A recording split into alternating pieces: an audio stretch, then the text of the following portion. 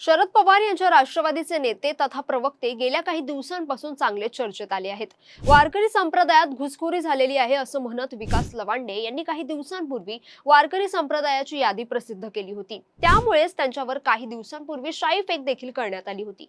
या शाई फेकीचा video social मीडियावर चांगलाच व्हायरल झाला होता। तर या घटनेनंतर शरद पवार यांच्या पक्षातील पदाधिकारी आणि कार्यकर्त्यांनी लवांडे यांचा दुग्धाभिषेक केला होता।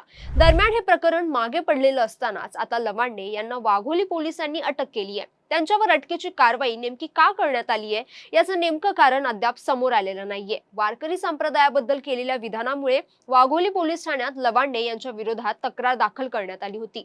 त्यांच्या विरोधात गुन्हाही दाखल झाला होता। आता लवांडे यांना अटक करण्यात आली आहे, परंतु दुसरीकडे लवांडे यांना खोट्या गुन्ह्याखाली अटक करण्यात आल्याचा दावा शरद पवार यांच्या पक्षाकडून केला जात आहे। लवांडे यांच्यावर अटकेची कारवाई करण्यात आल्यानंतर त्यांचा एक फोटो समोर आला आहे। ते एका कारमध्ये बसल्याचं दिसत असून त्यांच्या शेजारी पोलीस बसलेले दिसतायत। या प्रकरणी अद्याप लवांडे यांना अटक का करण्यात आली याची अधिकृत माहिती पोलिसांकडून देण्यात आलेली नाहीये। दरम्यान आता या प्रकरणी पुढे नेमकी कोणती कारवाई केली जाणार, शरदचंद्र पवार पक्ष यावर कोणती भूमिका घेणार हे पाहणं महत्त्वाचं असणार आहे।